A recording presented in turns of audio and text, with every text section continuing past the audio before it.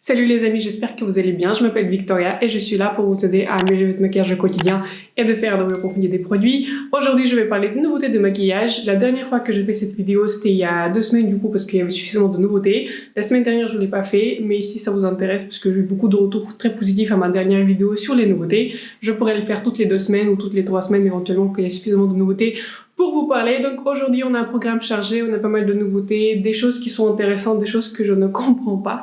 Comme à peu près toutes les semaines, s'il y a quelque chose qui sort, enfin, des fois, je comprends pas pour qui le produit est fait. Donc si ça vous intéresse, je vais vous mettre ici l'image de tous les comptes, en fait, Instagram où je prends ces nouveautés, qui reçoivent un peu, enfin, je sais pas, un premier les images en fait des sneak peeks des marques. Et en tout cas voilà, c'est parti pour la première nouveauté. Si je regarde sur mon téléphone, ça veut dire que je regarde sur les nouveautés. J'ai fait des screenshots sur pas mal de produits dont je voudrais vous parler aujourd'hui. Et donc on va commencer par la première nouveauté de la marque Melt Cosmetics. Comme vous le savez, Melt Cosmetics et leur ombre paupières sont mes produits favoris. Donc s'il y a une nouvelle ombre, une palette qui sort, je suis toujours contente et la plupart du temps je les achète, sauf si je sens que c'est une palette de mauvaise qualité, parce que Melt, une fois sur deux, ils produisent une palette de mauvaise qualité, donc on sait jamais à l'avance. Donc Melt Cosmetics vont sortir 7 highlighters pour le corps et pour le visage en différentes teintes, et j'aime beaucoup la variété des teintes. Je trouve que leur rangée est vraiment très très variée. Si vous regardez sur l'image, moi j'étais intéressée, je dis j'étais intéressée, parce que voilà, je suis plus intéressée, je vous dis pourquoi. J'étais intéressée par cette rangée parce que moi j'aime beaucoup les highlights, et des fois j'aime bien, vous savez, l'appliquer une sorte de highlight, un produit liquide comme par exemple le fluide de Chanel en base pour donner une apparence plus globée au fond de teint. Donc j'aime bien appliquer les produits de highlight sur le visage. Je suis pas très fan des produits des highlighters en fait, ou des produits pour le visage sur mon corps, parce que enfin de manière générale j'ai la peau qui est plutôt grasse en fait sur l'ensemble de mon corps, enfin normal grasse, donc les produits sont pas très bien, et je me sens en fait que des produits ne sèchent après jamais sur mon corps. Et puis en fait moi j'applique pas sur les produits sur le visage, parce que je me dis en fait il faut quand même être logique dans le concept, parce que si on applique les produits de maquillage sur le visage après à la fin de la journée, normalement vous le devrez faire, je le fais aussi, j'enlève tous les produits de maquillage, je fais plusieurs démaquillages pour que voilà, j'ai une peau plutôt sensible, j'ai tendance à avoir des boutons. Donc mon objectif c'est qu'il n'y a aucun résidu de maquillage sur mon visage, c'est ce que je fais. Et donc je me dis en fait, si j'applique un produit sur le corps, sur l'ensemble de mon corps, enfin, par exemple sur mes jambes, etc., je dois aussi passer au coton, ou genre, je sais pas, à faire un démaquillant sur l'ensemble de mon corps. Donc, en fait, quand je pense à la procédure de démaquillage, en général, je suis du coup plus très intéressée par un produit pour le corps. Donc, pour le coup, je pensais utiliser ce produit pour le visage, et je pensais, quand ils ont annoncé que le produit va coûter, allez, 18 €, enfin, je sais pas, 20. Et donc, moi, j'étais intéressée par la teinte qui était au centre, qui est un tout petit peu pêche, la teinte qui est, enfin, pour moi, du coup, tout à gauche, c'est la teinte un tout petit peu plus pêche, etc. Et la teinte qui est très rose, en fait, rose fuchsia. Mais quand j'ai vu le prix de 39 $, je pense que ça sera à peu près 39 € quelque part sur Beauty Bay. Quand j'ai vu le prix, j'étais plus intéressée, parce que, enfin, je trouve que même, enfin, je sais pas, je trouve que mon Chanel était à peu près dans la même catégorie. Enfin, Chanel et Melt, c'est pas tout à fait la même chose, donc vous voyez. Mais quand j'ai vu le prix de 39 $, je me suis plutôt démotivée par rapport à ce produit. Je sais pas ce que vous en pensez, dites-moi dites-moi si ça vous intéresse aussi, des produits pour le corps, etc. Si vous les utilisez. Moi, je sais que personnellement, je n'utilise pas sur le corps.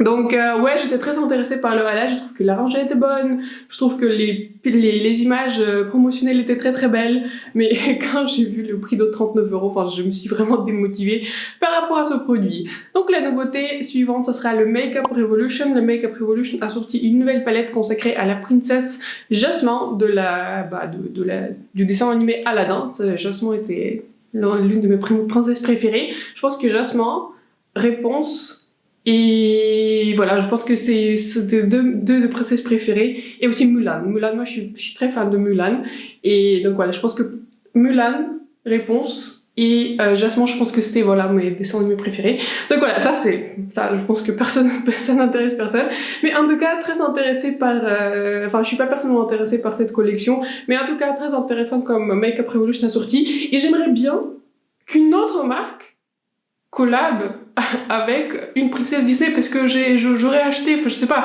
une autre marque, enfin je sais pas, quelqu'un d'autre quoi. Parce que moi je ne fais pas confiance à la qualité de Make Up Revolution. Je trouve que des fois les produits sont très réussis. Enfin, moi personnellement j'ai pas essayé, mais enfin moi j'ai jamais voulu, vous voyez, sauter le pas, j'ai jamais voulu acheter un produit Make Up Revolution, sachant que c'est vraiment un peu la roulette russe quoi. Enfin, on sait jamais si le produit sera genre génial ou le produit sera de mauvaise qualité. Là je vois la palette, enfin les teintes m'inspirent pas forcément. Et enfin, j'ai pas besoin de 5 blushes d'un coup dans la palette qui est très très grande. Donc je pense que comme un objet de décoration, l'idée tient. Mais moi je suis là pour utiliser mon maquillage, je suis pas en train de décorer ma chambre avec des produits de maquillage. Enfin, si j'avais envie de décorer avec un produit un produit de ma chambre, j'aurais juste acheté un poster quoi. Vous voyez, une petite image du dessin animé. Donc voilà, pas très intéressée par cette collection, mais je pense que c'est quelque chose qui est personnel.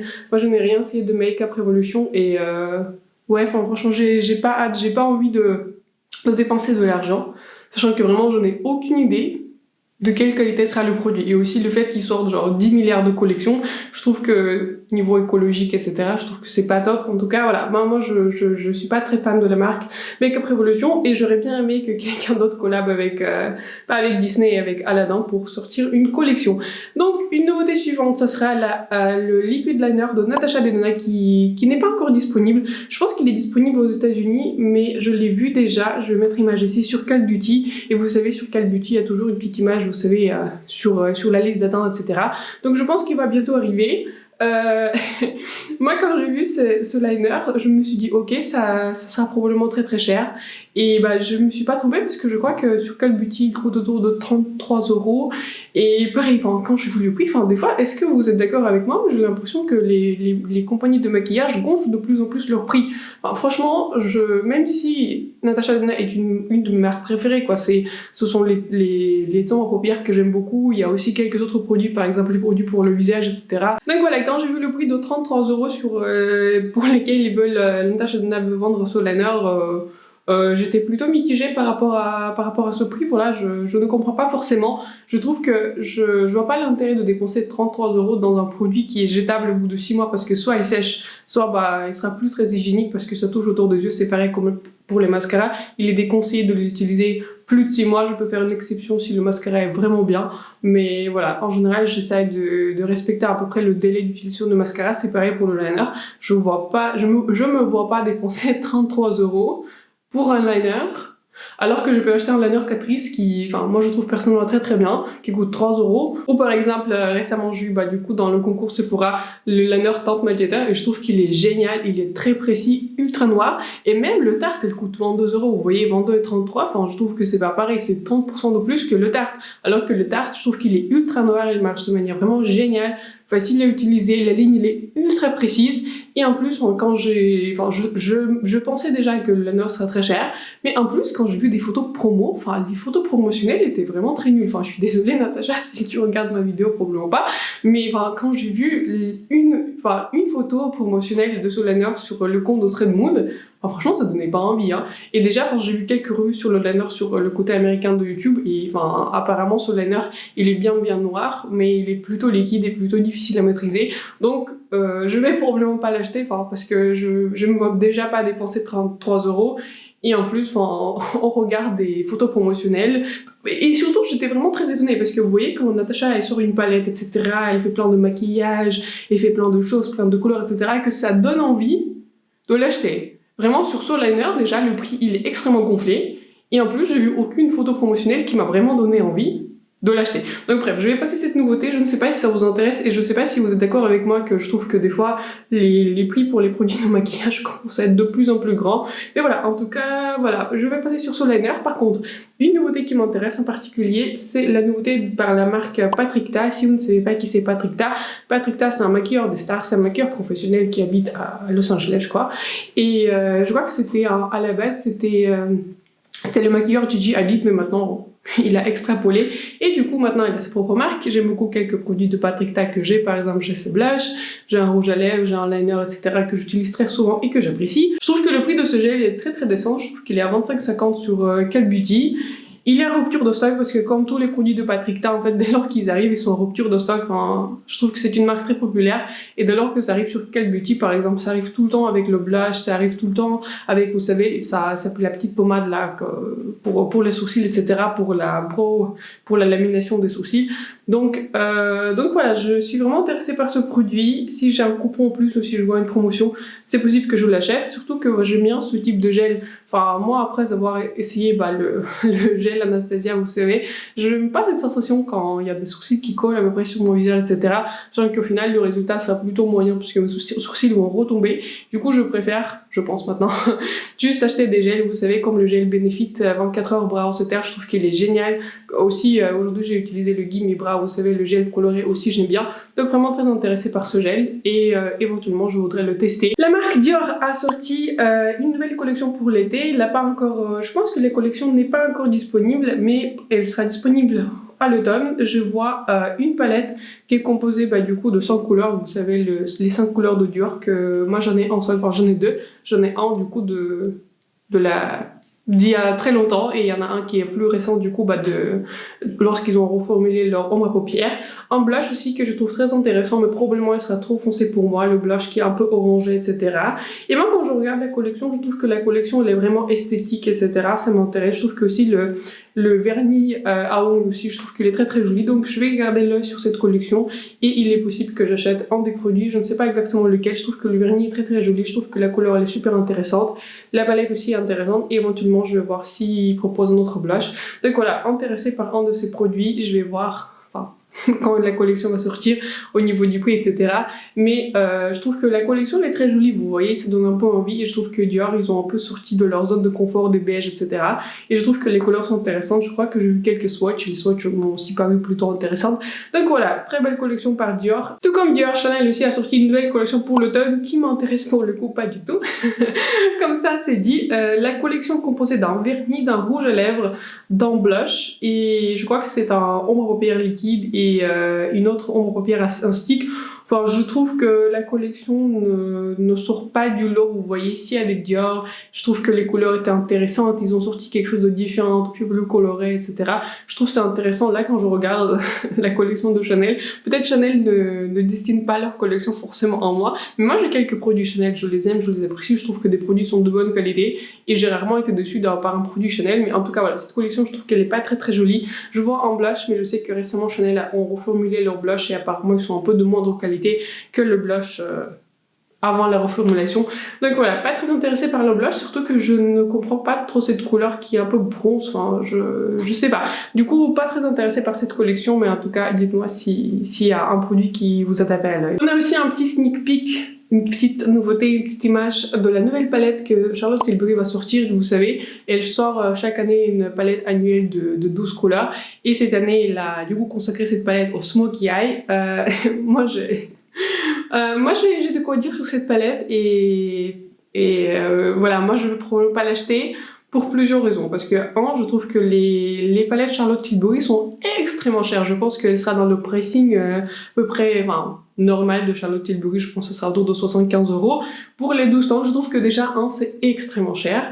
Et deux, j'ai deux palettes du coup par Charlotte Tilbury. J'ai une du coup très très grande, 12 couleurs, qui était pile au talk un peu étendue, etc. Je trouve que les fards sont bien, mais pas... c'est pas extraordinaire, ça valait pas 75 €. Je peux vous le dire de manière très très certaine. Et une autre palette que je préfère pour le coup, qui a coûté 60 €, vous savez, mais je l'ai eu dans une box, c'est une palette de 6 teintes, vous savez, Charlotte Darling. Pour le coup, je trouve qu'elle est de meilleure qualité, les teintes sont meilleures que dans la palette de 12 teintes. Mais en tout cas, ça c'est la première raison, c'est le prix, parce que voilà. Et puis de deux, j'ai l'impression qu'elle a mixé en fait toutes les teintes qu'il y avait, et juste à rajouter un noir, parce que je vois du coup aucune innovation dans ces teintes. Et déjà, je trouve qu'il n'y a pas tellement de couleurs mates. Il y a 5 couleurs mates. Et du coup, ça nous fait 7 couleurs scintillantes. Donc, personnellement, je trouve que je suis pas trop le public pour cette palette parce que j'ai déjà toutes les teintes beaucoup de fois. Les seules les seules teintes qui sont un tout petit peu intéressantes, c'est deux verts, mais moi j'ai déjà du vert et dans d'autres palettes que j'aime et j'apprécie. Donc je trouve que c'est une palette qui est extrêmement chère avec juste un noir, mais j'ai déjà au moins 7 noirs, donc je peux juste mixer avec mes autres couleurs. Donc voilà, c'est pas une palette qui pour moi sort du lot. J'aurais pas forcément vu la même chose puisque vous voyez, si on le regarde par les trios, là je suis en train de regarder, le premier trio il me paraît vraiment super clair. Vous voyez, je sais pas, avec juste une teinte argentée, une teinte un peu tout petit peu beige, etc. Le deuxième trio il est plus intéressant du coup avec du coup de vert et une couleur un tout petit peu plus marronnée. Le troisième trio c'est exactement le même que dans toutes les palettes de Charlotte Tilbury, c'est toujours les mêmes couleurs. Je pense que ces couleurs là, je pense que vous pouvez l'avoir dans chaque marque, dans chaque couleur, et je suis sûre que vous les avez 10 000 fois. Et du coup, dans le quatrième trio, il y a juste un noir et une sorte je sais pas, de rose, gold, etc. Donc voilà, je suis pas fan de cette palette, je trouve que c'est pas très original. Pour moi, en smokey eye, ce que j'aurais fait avec cette palette, c'est que j'aurais forcément rajouté du noir, mais j'aurais aussi rajouté un marron très foncé, mais un sous-ton plutôt gris, en gris, etc. Des variations du gris, des variations d'argenté, etc. Peut-être des variations un tout petit peu du violet, etc. Mais personnellement, j'aurais pas sorti 9 teintes neutres beige et puis en noir, quoi. Pour moi, c'est pas dans mon esprit le smokey eye. Peut-être vous pensez que c'est très intéressant, mais moi personnellement je suis pas très intéressée. Et je trouve que aussi je suis pas fan du packaging. Elle a fait un packaging noir parce que du coup c'est dans le thème du smokey eye. Mais en tout cas je trouve que le packaging ne reflète pas l'intérieur de la palette, parce que j'aurais vu du coup beaucoup plus de... Je sais pas, beaucoup plus de... Pas forcément de couleurs, mais beaucoup plus de variétés, beaucoup plus de variations du noir, beaucoup plus de variations du gris, etc. Là je vois les mêmes teintes qu'elle a toujours, mais juste avec un noir. Donc voilà, je vais pas acheter cette palette, je suis pas trop, je pense, le public auquel Charlotte Tilbury s'adresse. Dites-moi si vous avez la même opinion que moi, mais moi personnellement je trouve que c'est vraiment pas très intéressant comme la nouveauté par Charlotte Tilbury. Donc une autre nouveauté par laquelle je ne suis pas forcément très intéressée et que je ne comprends pas, mais je ne suis probablement pas le public pour, Huda Beauty a sorti une sorte de, je sais pas, de topper pour vos cils, pour transformer un mascara du mascara normal dans le mascara waterproof. Donc ce produit coûte 19 €, vous pouvez déjà l'acheter sur Call Beauty, il est déjà disponible. Et moi quand j'ai vu cette nouveauté,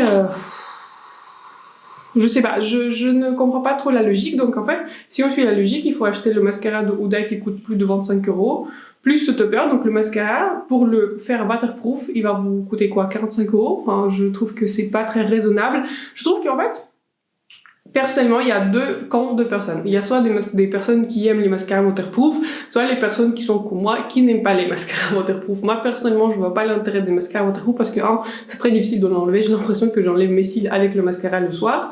Et de deux, peu de mascara coule sur moi. Donc, comme je disais, peut-être que je suis pas le public pour, mais je trouve que si j'avais besoin d'un mascara waterproof, par exemple, si je sais pas, j'allais à la piscine en vacances, etc. Après, personnellement, si je vais à la piscine en vacances, je me maquille juste pas, en fait. J'en ai rien à faire. Donc, mais si, par exemple, je suis dans une situation où je veux absolument porter le mascara et je veux faire waterproof, en fait, je vais qu'acheter un mascara waterproof qui va me servir plus tard. Et juste pas acheter un top coat que je vais utiliser peut-être une ou deux fois. En tout cas, je ne comprends pas cette nouveauté et surtout, je trouve que l'idée est bonne, mais moi, ce que j'aurais plus vu, c'est que elle aurait sorti son mascara qui est plutôt bon dans la version waterproof. Pour moi, ça me paraît un peu plus logique que de juste sortir un produit en topper waterproof pour transformer un mascara en waterproof. Donc voilà, je comprends pas cette nouveauté. Dites-moi votre avis parce que j'étais plutôt mitigée. Je n'ai pas d'avis très certain sur ce mascara. Je pense que l'idée, elle est innovante, mais en pratique, je trouve que dépenser plus de 40 €, 45 € si on achète son mascara ou un autre mascara qui coûte plus cher et plus top coat waterproof, je trouve que ce n'est pas vraiment une bonne affaire. Je ne sens pas qu'un mascara à 45 € c'est très bonne affaire pour le faire waterproof. En tout cas voilà, ça c'est mon avis. Je n'ai pas très bien compris cette idée de top coat, sachant qu'en plus je trouve qu'il contient pas trop de produits. Il contient 4 ml de produits alors que genre un mascara normal par exemple il contient entre 9 et 10 ml, quelque chose comme ça. Donc voilà, je ne suis pas très fan de cette nouveauté et je ne vais pas l'acheter. KVD Vegan Beauty sort des nouveaux, comment ils s'appellent, des Epic Kiss Nourishing Vegan Butter Lipstick, non très long. Donc en gros, ce sont des sticks de rouge à lèvres qui sont nourrissants. Des sticks, il y en a combien de couleurs? Ils sortent en 12... Ils sortent en 15 couleurs. Les couleurs paraissent bien intéressantes. J'aime bien un petit nude. Mais comme vous le savez probablement, j'habite aux Pays-Bas, donc c'est difficile d'avoir la marque KVD. On n'a pas du tout un site, etc. qui vend la marque de KVD, sauf si j'achète sur fil unique. Mais voilà, je suis pas personnellement très fan de la marque KVD, sauf leur stick. Vous savez, le stick, le Dazzle Stick en tant qu'ombre à paupières, je trouve que ce produit est vraiment génial. Mais pas forcément très intéressée par un produit pour les lèvres. Je sais pas si ça vous intéresse, moi j'ai déjà suffisamment de produits pour les lèvres. Et même si les couleurs, je trouve que sont très jolies, il faut le dire. Mais voilà, je suis pas trop sur le marché pour un nouveau produit pour rouge à lèvres. Mais si je vois des reviews extraordinaires, je pourrais revoir mon opinion. Laura Mercier sort une nouvelle poudre en 3 couleurs du coup. C'est une nouvelle poudre translucide qu'ils disent... attrape lumière, etc. Je pense que ce qu'ils veulent faire, c'est de transformer la poudre, enfin pas transformer, mais faire la même chose que vous savez les poudres Hourglass qui sont plutôt diffus de lumière, etc. en poudre libre du coup. Enfin, en tout cas, j'ai compris le contexte. Quand je lisais la description en anglais, je n'ai pas très bien compris la différence entre la poudre, du coup leur poudre classique que j'ai et cette poudre-là. Mais je pense que, vu le nom, je pense que ce qu'ils veulent faire, c'est plus une poudre un peu plus lumineuse, etc. Genre que la poudre que j'ai, la poudre basique, la poudre originale de Laura Mercier, c'est une poudre matifiante. Donc, une nouveauté qui est intéressante, je suis pas très intéressée et je suis pas surtout sur le marché pour une nouvelle poudre Laura Mercier, sachant que les poudres de Laura Mercier coûtent plutôt cher. Du coup, la mienne, j'ai vu un solde Sephora, mais je pense que cette poudre va coûter probablement autour de 40 €. Et donc voilà, je vais pas probablement l'acheter, mais je vais garder un œil sur les revues, ça va dépendre des revues, etc.